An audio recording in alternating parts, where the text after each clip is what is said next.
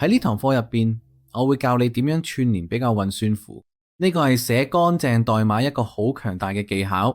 我舉個例子，假設我哋想實現一個規則，話年齡要介乎18至65歲之間，我哋可以咁樣做。咁我哋定義一個變數，好似 age 設為22。而家如果 age 大過或者等於18，而且 age 細過65，就 print eligible。而家我問你一個問題，我哋點樣用數學語言表達呢條規則？我哋可以咁樣寫，更準確咁講，呢度應該用等號，所以年齡應該喺18歲到65歲之間。呢個就係我哋喺數學中表達呢條規則嘅方式。而家我有個好消息要話俾你聽，我哋可以用 Python 寫出完全相同嘅表達式，所以我打算把呢段代碼往前移，喺呢度放一個 if 語句。第4行同第3行其實完全一樣，不過你見到第4行寫法更加簡潔易明，所以我哋刪咗第3行啦。呢個就係我哋所講嘅連鎖比較運算子。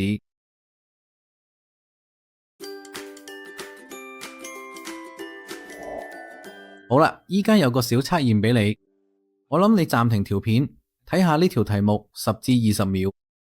你覺得當我哋運行呢個程式時，佢終端機會見到咩？佢就暫停條片，睇下答案，準備好就返嚟繼續睇落去。好啦，我哋睇下運行呢個程式會發生咩事。首先，我哋有個 if 陳述句，今次我哋比較兩個唔同嘅物件係咪相等，而呢兩個物件嘅類型都唔同。我哋有一個數字同一個字串去比較，數字10同字串10唔係相等，所以 A 呢個字唔會喺終端機度顯示出嚟，所以控制流程就去到 elif 部分。呢度我哋有兩個布林表達式，呢個係第一個，呢個係第二個，佢哋用邏輯 n 結合埋一齊。如果呢兩個表達式都評估為真，佢成個表達式都會係真，咁我哋就會喺終端機見到 B。終端機，我哋睇下呢兩個表達式係咪都評估為真。呢度係第一部分。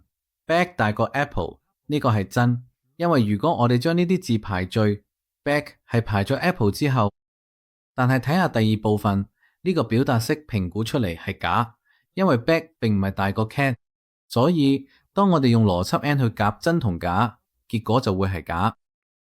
呢個就係點解呢條語句唔會被執行，控制權轉移到 else 部分。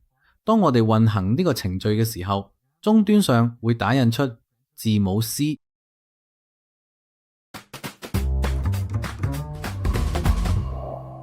有時我哋可能需要多次重複執行某項任務，例如假設我哋向用戶發送一條消息，如果該消息冇法送達，我哋或許需要重試3次。為咗簡單起見，我哋嚟想象一下，呢條打印語句呢，相當於發送一條消息。喺現實世界嘅程序入邊，要發送一條消息俾用戶，其實要寫5到10行代碼。而家如果你想重試3次，我哋唔會想重複寫晒咁多代碼，咁樣好唔靚。呢個時候我哋就會用循環，我哋用循環嚟做重複動作。咁樣做法就係咁，我哋會用 for number in， 我哋有個內置函數叫做 range， 佢而家要重複幾多次呢？我哋想重複做呢個任務，就當係3次啦，所以我哋會用 range， 然後傳入3做參數，同 if 語句差唔多，我哋都要喺呢行後面加個冒號，按 enter 就會有縮進。佢喺呢個區塊入邊，我哋可以寫晒所有要重複3次嘅語句。不如我哋 print 一句 message， 好似 attempt 儲存更改，然後運行程序。所以我哋已經打印咗3次嘗試結果，美麗嘅。咁呢個數字係幾多？我哋嚟睇下，呢個係一個整數類型嘅變量，所以我哋將佢作為第二個參數傳遞俾 print 函數，數字運行嘅程序。呢個就係我哋得到嘅0、1、2。呢度呢，我哋有個 for 循環，呢個 for 循環執行咗3次，每次迭代中數字都會有唔同嘅值。初頭佢會係0，到第二次循環佢就會係1，最後一次循環就會係2。而家我哋可以玩嘅有趣嘅嘢我哋可以加落去，然後運行個程式。而家我哋打印出嚟嘅信息就更加有意思，或者對用戶嚟講更加友善。好似話嘗試第一下，嘗試第二下，如此類推。我哋可以再進一步，佢就可以再傳多一個參數。就喺呢度，我再加多一次表達式 number 加一，咁我哋就會得到1、2、3。而家我想將呢個表達式放入括號，冇選嘅放入括號，然後再乘以一個點。咁我哋而家有一個字串乘以一個數字，結果呢就會係嗰個字串重複咁多次。一齊睇下先，喺運行個程式，見唔見到幾正客？係咪？而家喺我睇完呢堂之前，我再俾你咁多一樣嘢，你見到呢個 range 函數會由0開始產生數字，一直到呢個數字，但係佢唔會包括呢個數字。呢度我哋可以再傳入一個參數，例如從1開始喺4之前結束，有冇呢個改動，我哋就唔使每次都加落去 number， 因為第一次循環嘅時候，呢個 number 變數已經會設為1。所以我哋可以簡化嘅程式碼，令佢乾淨嘅試多次，結果都係一樣。我哋仲可以傳入第3個參數做步長，所以我而家會將第2個參數改做10，再傳2做步長。睇下個結果，我哋睇到嘅數字就係135咁樣落去，所以其實幾有用噶啦。你喺現實應用入邊會成日用到呢個功能。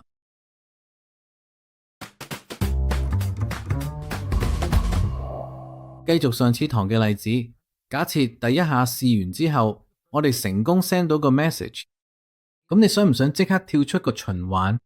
我哋唔想重複 send message 呢個動作3次，等我示範下點樣實現呢個功能。喺呢個示範入邊，我會模擬一個可以成功 send message 嘅情景，所以我哋會定義一個變數 successful， 然後 set 佢做 true。而家喺呢度 print 完之後，我哋會加個 if statement， 如果 successful 就 print 一句 successful。而家呢度我哋想跳出個循環，為咗做到呢樣嘢，我哋會用 break statement。不如 run 下個 program 睇下會點，就係咁啦。第一次試就成功，之後就冇再試。再講多次，我想你哋特別留意下呢度嘅縮排，因為呢個係初學者成日會出錯嘅地方。呢個就係我哋嘅 for loop。呢兩行係用4個空格縮排，佢哋係屬於 for loop 嘅內容。每次循環呢兩行都會執行。而家去到第4行，如果呢個條件係真，喺呢兩行呢就會執行，因為呢兩行都係縮排咗喺 if statement 下邊。而家不如我哋將呢個 program 升級一下。如果我哋試咗3次都仲 send 唔到 email， 可能我哋想顯示另一個信息俾用戶，話俾佢聽，喂，我哋試咗3次但都唔得。所以我而家呢會將 successful 轉做 false。而家去到最後，我哋可以加個 else statement， 呢個就係所謂嘅 for else statement。喺呢個 else statement 入邊呢，佢淨係會喺個 loop 喺提早終止嘅情況下先至會執行，即係話如果我哋 break 出個 loop 嘅 else statement 就會執行。所以喺度我哋可以 print 一句信息，好似試咗3次失敗，佢就可以 run 個 program。你會見到我哋有3次嘗試，跟住就有呢句信息，試咗3次失敗。相反，如果我哋將 successful 轉做 true， 因為我哋用 break statement 終止咗個 loop， 喺 else block 入邊佢哋就唔會執行。睇下啦 ，run run 個 program， 我哋有一次嘗試成功搞掂。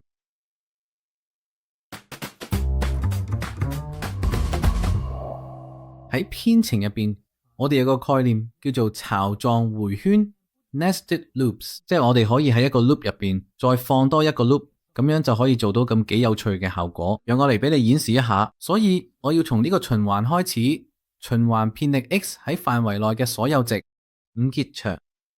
而家喺呢個循環內部，我要添加另一個循環，所以對於 y 喺範圍3冒號內。然後喺我哋嘅第2個循環當中，我打算喺呢度添加一條打印語句，我哋可以使用格式化字符串嚟顯示坐標。記住格式化字符串，例如 f 後邊跟住引號。而家我哋先俾坐標加上括號，我哋想顯示 x，然後係逗號，再顯示 y。我哋運行一下呢個程序，睇下會發生乜嘢。好啦，好豪吧，所以我哋得到0和0、0和1、0和2，然後我哋得到1和0、1和1、1和2，依此類推。而家俾我嚟解釋下 Python 解釋器究竟係點樣執行呢段代碼嘅。所以呢度我哋有兩個迴圈，呢個就係我哋所講嘅外層迴圈，而呢個就係內層迴圈。所以我哋程式嘅執行係由呢度開始嘅。喺呢個迴圈嘅第一次循環入邊 x 係0。而家我哋睇到呢句語句，呢句 for 語句係屬於子語句，因為佢縮排咗4格，呢句本身都係一個迴圈。所以喺呢個迴圈入邊嘅佢第一次循環嘅時候會執行3次。x 係0，因為我哋仲喺外層迴圈嘅第一次循環，而 y 都係0，因為我哋嘅內層迴圈嘅第一次循環，所以我哋會得到0同0。而家我哋去到第二次循環呢個內層迴圈，喺呢次循環入邊 y 會係1，而 x 依然係0，所以我哋會得到0同1。同樣嚟講，去到內層迴圈嘅第三次循環，我哋會喺終端機見到0同2。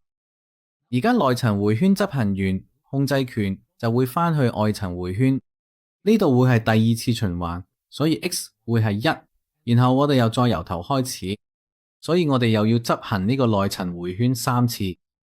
第一次循環入邊 y 會係0，而 x 係1，所以呢度我哋有1同0，之後會有1同1，仲有1同2，你明白啦？咁呢啲就係有關巢狀迴圈嘅全部內容。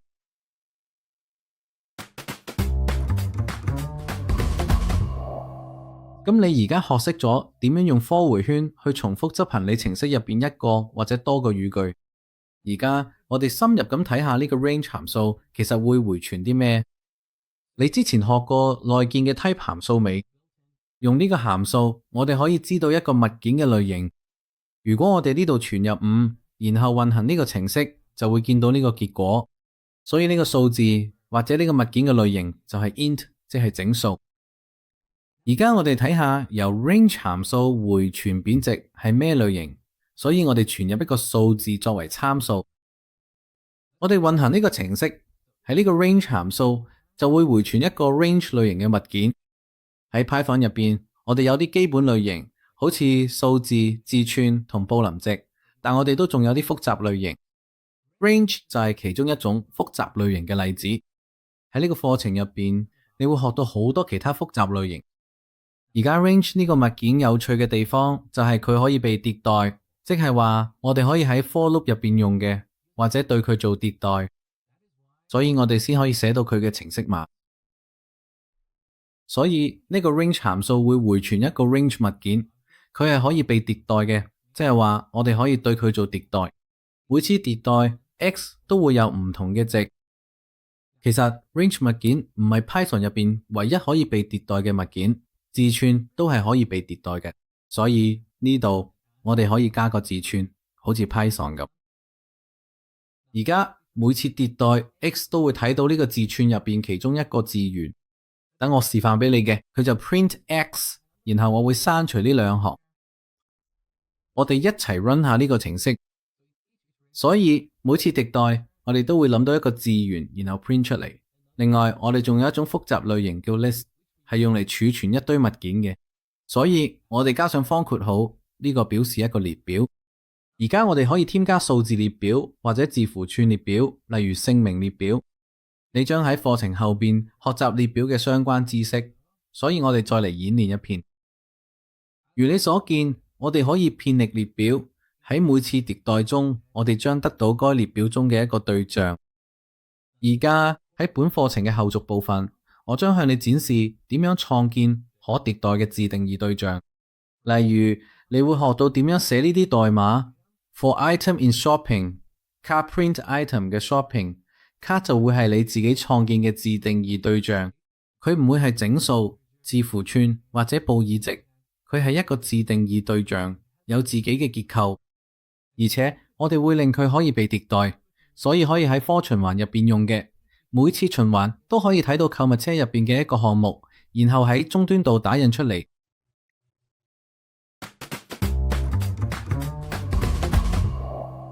喺你學咗喺 Python 入邊，我哋會用 for 循環去騙歷可迭代對象。我哋仲有另一種循環，就係 while 循環，通常用嚟重複做某啲嘅，只要個條件係真。舉個例子，咁我哋定義一個變量 number， 並且設為100。而家我哋用 while， 然後加個條件，只要 number 大過0，後面加個冒號，同之前一樣要縮進，所以可以重複執行一行或者多行語句。例如我哋可以 print 呢個 number， 然後再將佢除以2，即係 number 等於 number， 用整數除法去除以2。或者我哋可以用增強賦值運算符咁簡化呢段代碼，好似咁。而家我哋試下運行呢個程序，咁結果就係咁。一開始 number 係100，除以2就變成50，跟住就係25，如此類推。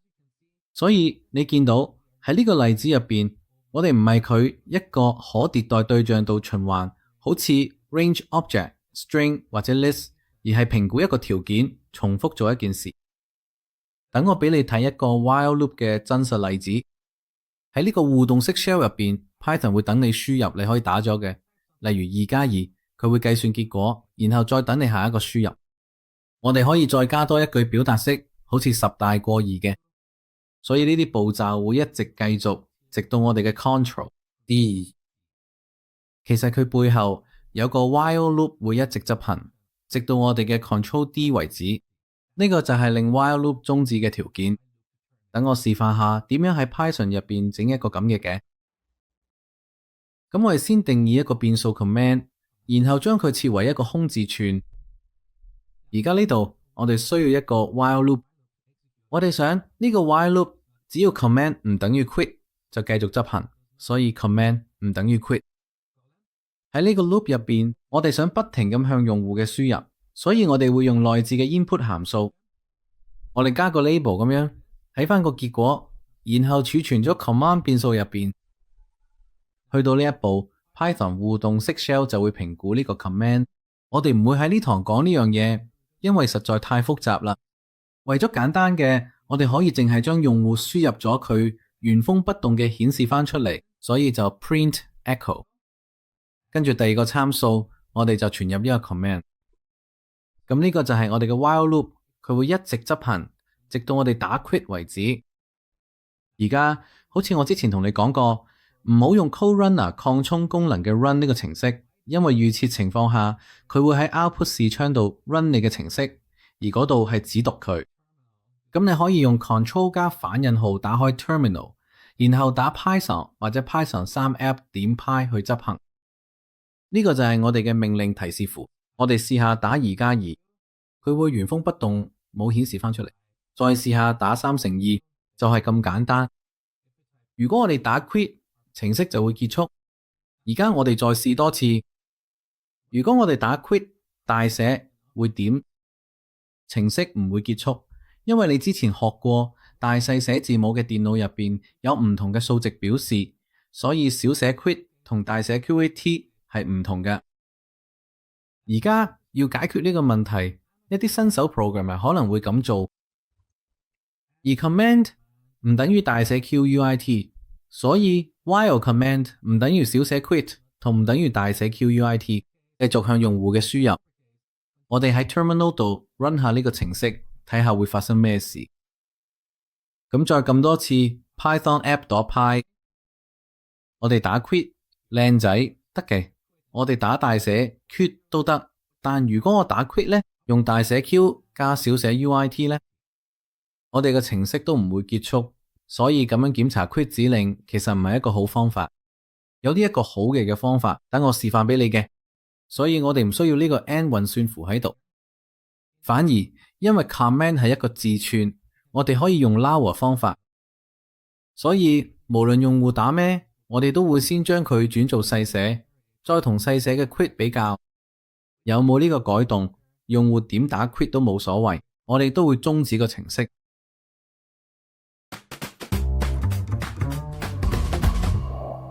而家呢一節最後我想講嘅就係無限迴圈嘅概念。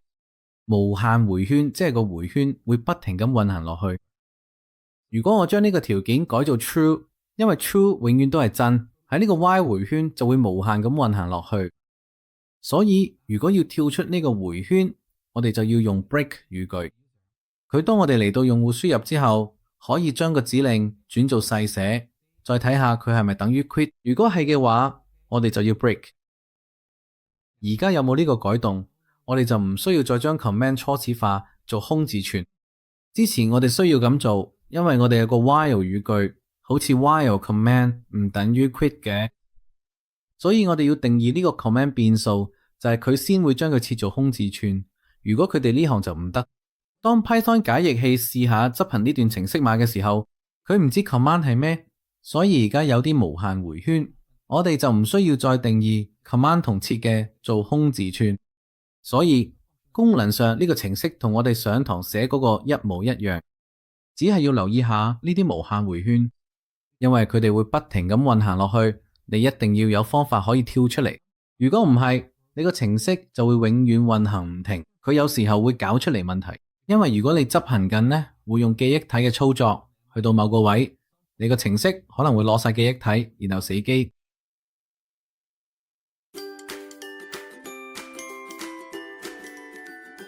好啦，嚟到練習時間，我想你寫個程式，顯示由1到10之間嘅雙數，所以當你運行呢個程式，你應該會見到2、4、6同8。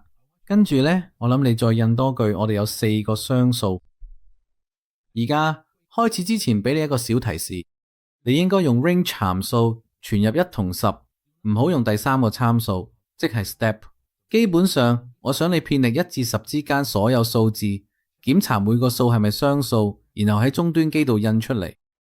佢而家暫停條片，用2分鐘做呢個練習，做完之後返嚟繼續淋。咁我哋由 for loop 開始 ，for number in range 1到10冒號，我哋檢查下呢個數除以2嘅餘數係咪等於 0。所以如果 number 除以2嘅餘數係0，就印翻呢個數出嚟。而家我哋 run 呢個程式就會見到2、4、6、8，好靚。而家如果要計有幾多個偶數，我哋要用多一個變數，就叫佢做 count。最初我哋 set 咁做0，跟住喺呢個 if block 入邊，每次揾到一個偶數，我哋就要加1，所以就寫 count 加等於1。最後 for loop 跑完之後，我哋可以 print 一個格式化嘅字串，話我哋有 count 個偶數。我哋 run 下個程式，結果就喺度啦。喺呢一節就睇到尾聲啦。下一節你會學到點樣自己寫 function。希望你鍾意呢一節，多謝收睇。